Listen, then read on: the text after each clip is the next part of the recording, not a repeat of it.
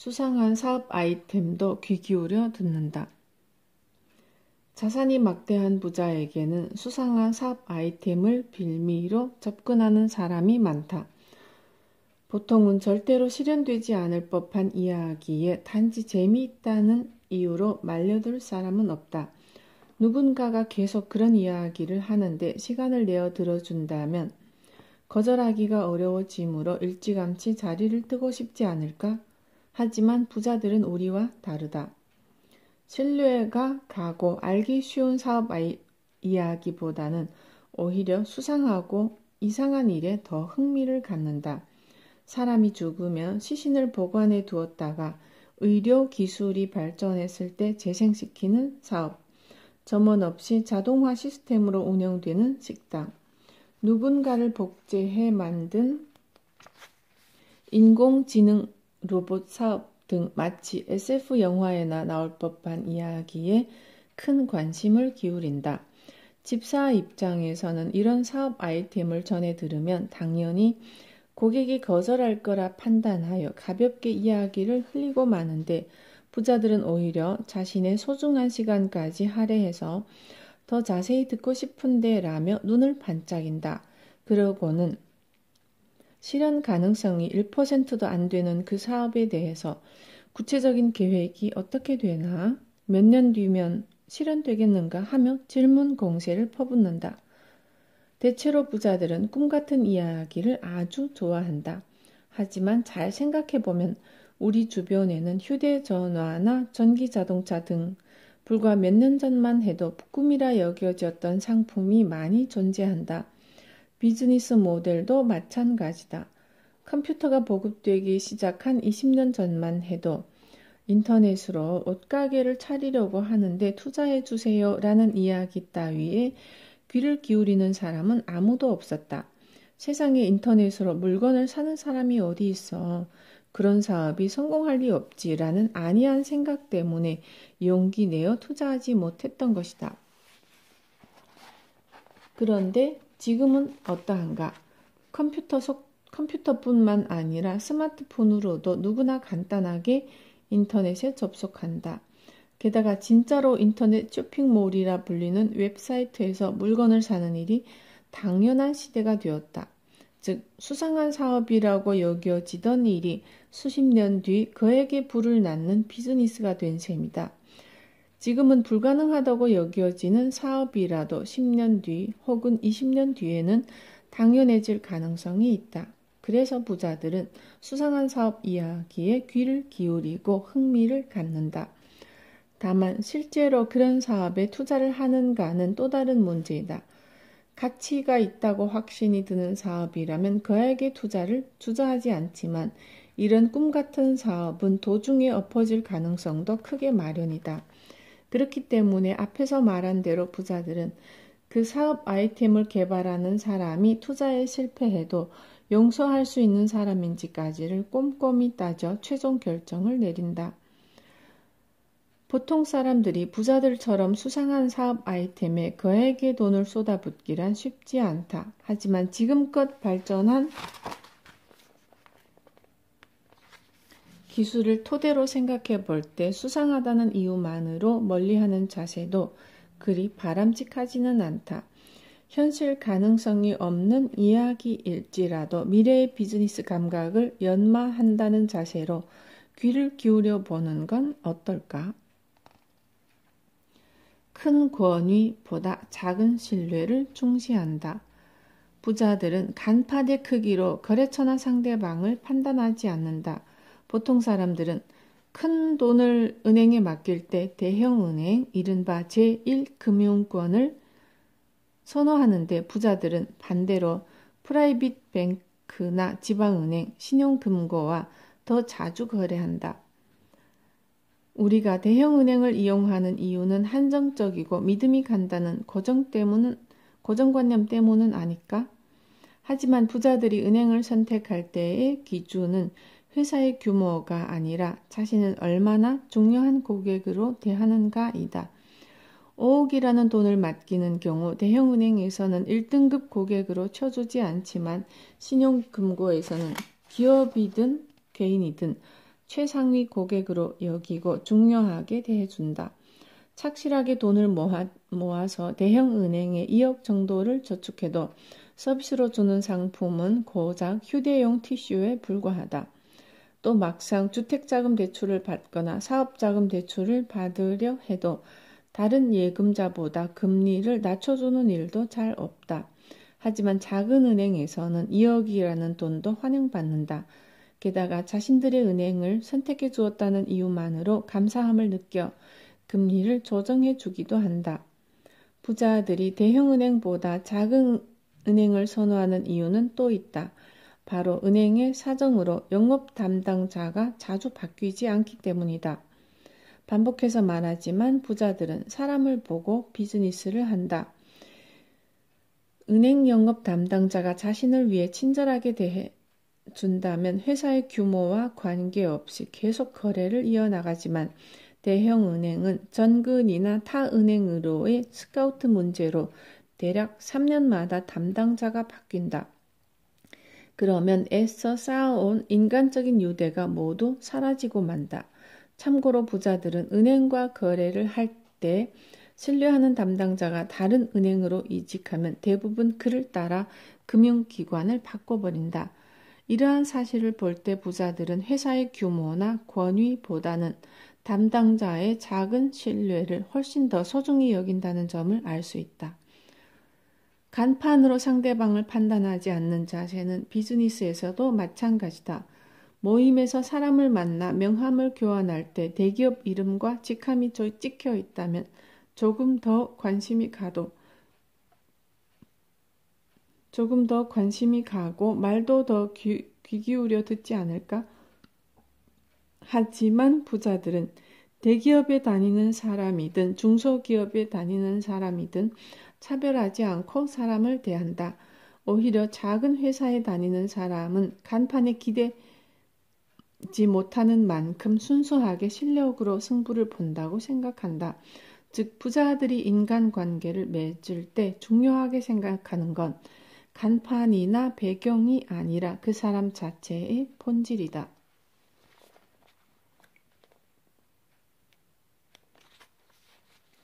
결정적인 순간에는 자기 돈을 쓴다.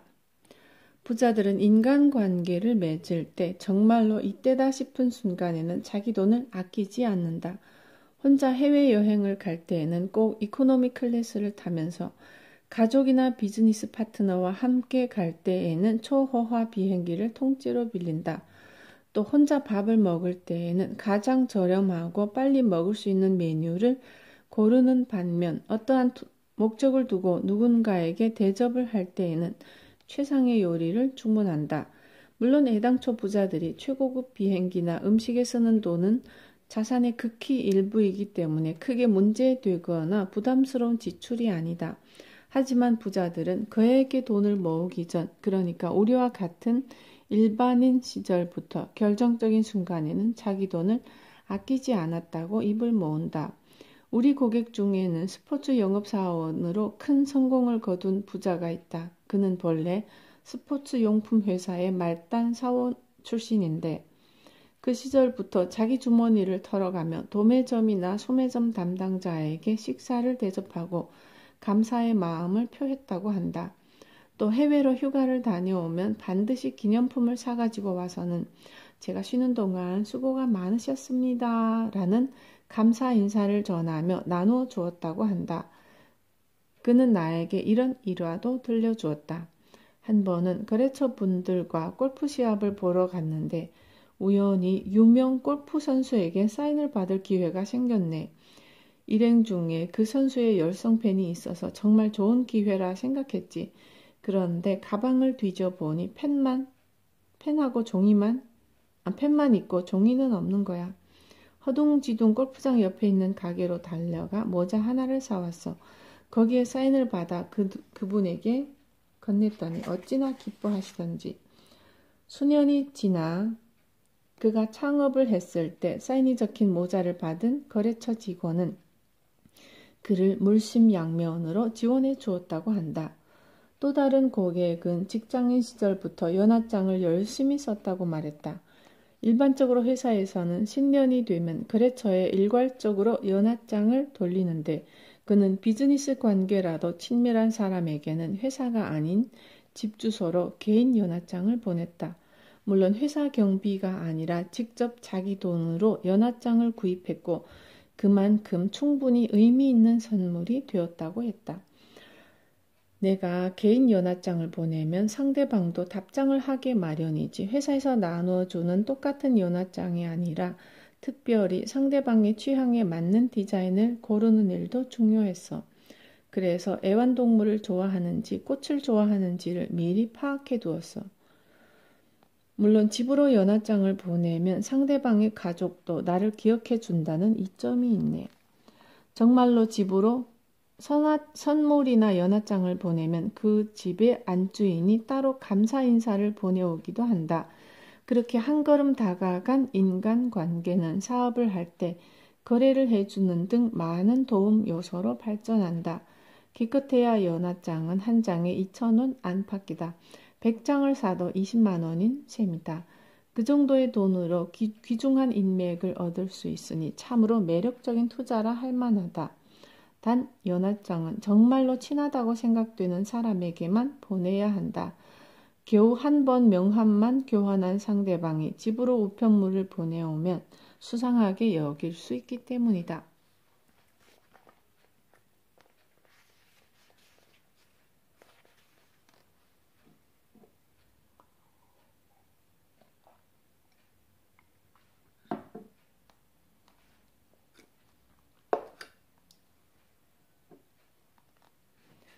특별히 신뢰하는 관계는 따로 있다. 대개 부자들에게는 대리인이라 불리는 측근이 있다. 대리인이란 그들이 바쁠 때 사적인 일을 대신해서 처리해주거나 때로는 특정한 권한으로 업무 사안을 대신 결정해주는 사람을 말한다. 대리인은 대부분 가족이나 친척으로 설정하는데 간혹 유치원부터 인연을 시작해 30년 넘게 친하게 지내온 소꿉친구도 포함된다. 부자들이 친족이나 소꿉친구를 대리인으로 지정하는 이유는 당연히 믿을 만한 사람이기 때문이다. 어지간해서 그들은 배신을 하거나 등을 돌리지 않는다. 또 친족이나 소꿉친구는 부자와 1대1 관계가 아닌 또 다른 사람과 연결이 되어 있다. 이를테면 삼촌의 경우 아버지를 비롯한 친가 식구들과 관계가 있어서 함부로 부정행위를 저지르거나 회사를 그만두지 못한다. 물론 어릴 때부터 오랜 시간 알고 지낸 소꿉친구도 마찬가지다. 유치원 시절부터 서로의 집에 왕래한 관계이기 때문에 가족 모두가 친하게 알고 지내고 무슨 일이 있으면 곧바로 부모에게로 소식이 간다. 자식이 사고를 치면 응당 부모가 대신 보상해야 하므로 허튼 짓을 함부로 하지 못한다.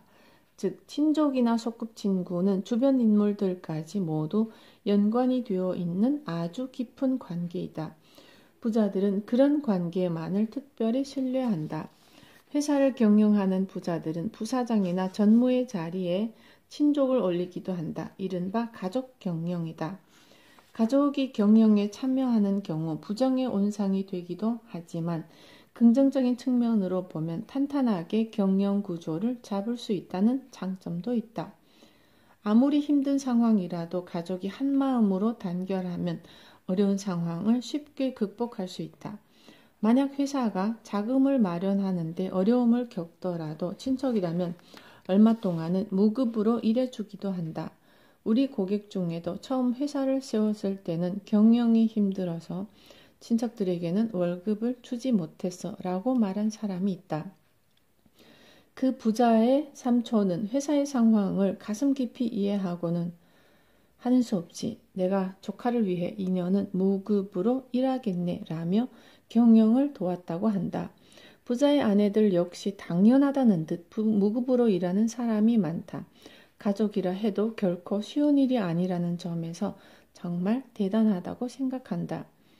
한편 어른이 되고 난 후 사귄 친구는 이토록 끈끈한 유대관계를 맺기가 어렵다. 말이 잘 통하고 이해관계도 일치하는 친구와 함께 창업을 했다는 이야기를 종종 듣지만 대개는 금전적인 문제로 인해 수년 후 회사를 분리하거나 아예 매각한 사례가 대부분이었다. 수입이 좋을 때에는 돈으로 인한 문제가 생기지 않지만 설비 투자를 늘리는 등 돈을 많이 써야 하는 일이 생기거나 급여 배분에 대해 의견이 충돌하면 어김없이 동업자는 서로 등을 돌렸다. 결국에는 서로를 비난하고 헐뜯는 사람도 많이 보았다. 사업을 하다 보면 처음 1, 2년은 수익이 나지 않을 수도 있고 약속한 급여를 직원들에게 주지 못하는 사태도 발생하기 마련이다. 그래도 초지일관 함께 힘을 모을 수 있는 존재는 정말로 신뢰할 수 있는 사람들 뿐이고 그들이 곧 회사의 존폐를 좌우한다. 부자들은 그런 사정을 잘 알기 때문에 창업을 할 때에는 함께 어려움을 헤쳐나갈 수 있는 사람을 선택하고 이후에 자신의 대리인으로 세워서 신뢰를 증명한다.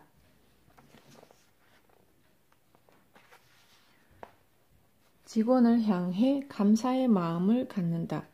고객들에게 어떻게 그토록 많은 부를 쌓았나요? 라고 물어보면 실로 다양한 대답이 돌아온다. 반대로 대대로 집안에 돈이 많은 귀족 같은 사람도 덜어 있었지만 우리 고객 대부분은 자신이 사업을 일구어 성공시킨 후 자산을 점점 늘려왔다고 대답했다. 그들은 모두 어느 정도 자금이 모인 후에는 돈이 돈을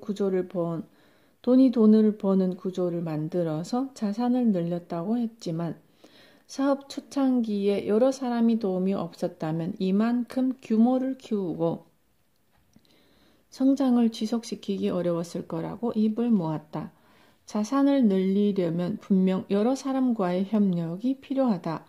회사를 경영해 부를 일구려면 직원을 고용해야 하고 그들이 성과를 내게끔 만들어야 한다.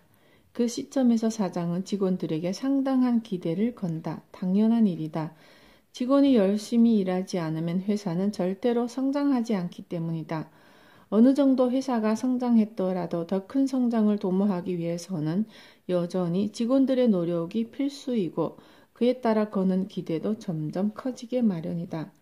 그런데 많은 부자가 사업을 오래 하다 보니 오히려 직원들에게 기대는 마음이 점점 사라졌다고 말했다. 경영자들은 우수한 사원에게 큰 기대를 걸고 기대하는 만큼 일하는 사람에게 급여를 많이 준다고 생각했기 때문에 그 말이 참 이상하게 느껴졌다. 그래서 한 부자에게 왜 직원들에게 기대하지 않습니까? 라고 물어보았다. 사업이 궤도에 오르고 자산이 늘어나면 오히려 나를 위해 일해주는 사람들에게 감사하다는 마음이 더 커지게 마련이야. 그리고 어느 순간부터는 내가 직원들을 뒤에서 든든하게 받쳐줘야겠다는 큰 사명감이 생겼네.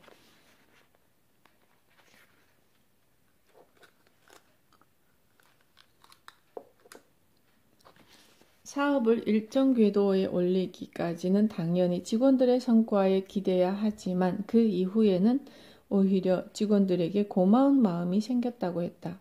그는 자신을 믿고 열심히 일해주는 직원들이 더욱 풍요롭게 생활할 수 있도록 만들어줘야겠다는 책임이 드는 동시에 직원에게 기대는 마음도 사라졌다고 했다. 그러고는 이런 말을 덧붙였다. 처음 사업을 시작했을 때는 내가 직원들에게 기대었던 것 같아. 그런데 이제는 반대로 나를 따라와준 직원들의 기대에 내가 부응해야겠다는 생각이 드네. 그들의 생활을 지키기 위해 나는 더 노력해야 해. 실패는 절대로 용납할 수 없다고 마음을 다잡곤 하지. 자신이 경영하는 회사의 직원과 그들이 먹여 살리는 가족은 경영자에게 있어 엄청난 책임이다. 어깨를 짓누르는 책임감과 거기에 수반되는 고통은 일반 직원들이 헤아리기 어려울 만큼 크다. 즉 부자의 어깨에는 수백 수천 명의 생활이 달려있다. 이러한 중압감을 견딜 수 있느냐가 곧 부자가 되는 조건이 아닐까 한다. 입시를 통해 자녀의 인간관계를 관리한다. 많은 부자가 자녀를 명문 학교에 입학시키려고 애쓴다. 이른바 입시 전쟁에 과감히 뛰어든다. 우리 고객 중에 한 미국인 부자는 보딩스쿨이라 불리는 명문 사립기숙학교에 아이를 입학시켰다며 뛸 듯이 기뻐하기도 했다. 부자들은 왜 이렇게 자녀의 입시에 관심을 쏟을까? 이는 단지 좋은 교육을 받기 위해서는 아니다. 수준 높은 교육을 받게 하려면 우수한 가정교사를 고용해서 1대1로 공부시키는 편이 더 낫다. 부자들이 명문 학교에 얽매이는 진짜 이유는 바로 자녀들이 어린 시절부터 유익한 인맥을 쌓게 하기 위해서이다. 명문 학교에 다니는 학생들은 대부분 좋은 집안의 자제들이다. 그런 친구들과 어린 시절부터 어울리면 장차 비즈니스를 할 때 긴밀히 협력하는 인간관계를 만들 수 있다. 명문 학교에는 유명 정치가부터 세계적인 부자에 이르기까지 국내외 정치와 경제에 막대한 영향을 끼치는 사람들의 자녀가 다닌다. 부자들은 그런 집안의 자녀와 친밀한 인간관계를 쌓는 일이야말로 안정된 미래를 보장한다는 사실을 잘 알고 있다. 내가 아는 부자는 이렇게 말하기도 했다. 만일 사업에 실패해 돈을 전부 잃더라도 인맥이 좋으면 어떻게든 다시 올라갈 수 있지. 앞에서 말했듯이 부자가 진심으로 신뢰하는 사람은 친족과 소꿉친구뿐이다. 명문 학교에서 알게 된 친구가 장차 신뢰할 수 있는 인맥이 되어 자녀의 대리인이 될 수도 있다. 또 만약 사업에 실패한다면 친구가 투자를 도와줄 수도 있다. 부자들은 그런 친구를 몇 명 사귀는 일이 내 자식의 미래를 좌우한다고 굳게 믿는다. 물론 일반 사람들 역시 부자만큼이나 자녀의 입시에 관심이 많다. 개인적으로도 가급적 명문 학교에 자녀를 입학시키는 편이 좋다고 생각하지만 돈이 많지 않은 가정에서는 자녀를 명문 학교에 보냈을 때 발생하는 문제에 대해 걱정이 많은 줄로 안다. 하지만 분명한 건 아이들이 인간관계를 맺을 때에는 부모들보다 훨씬 더 돈에 얽매이지 않는다는 사실이다. 종종 드라마에서는 좋은 집안의 부모가 상대적으로 못 사는 가정의 아이를 배제시키고 멀리하게 가르치는 에피소드가 등장하는데 이는 그저 드라마 속 이야기일 뿐이다. 애당초 입학 허가를 받았다면 모두 동일한 친구로 받아들여지고 서로 함께 시간을 보내다 보면 마음이 잘 맞는 그룹이 생겨 진정한 친구를 사귈 수 있다. 일반 직장인들이 월급만으로 자녀를 명문 학교에 보내기란 다소 부담스러울 수 있다. 학비나 부모 간의 모임 등 힘든 면이 분명 존재하지만 자녀의 인맥을 생각한다면 한 번이라도 명문 학교에 입학시켜보는 건 어떨까? 분명 자녀의 앞날에 큰 도움이 될 것이다.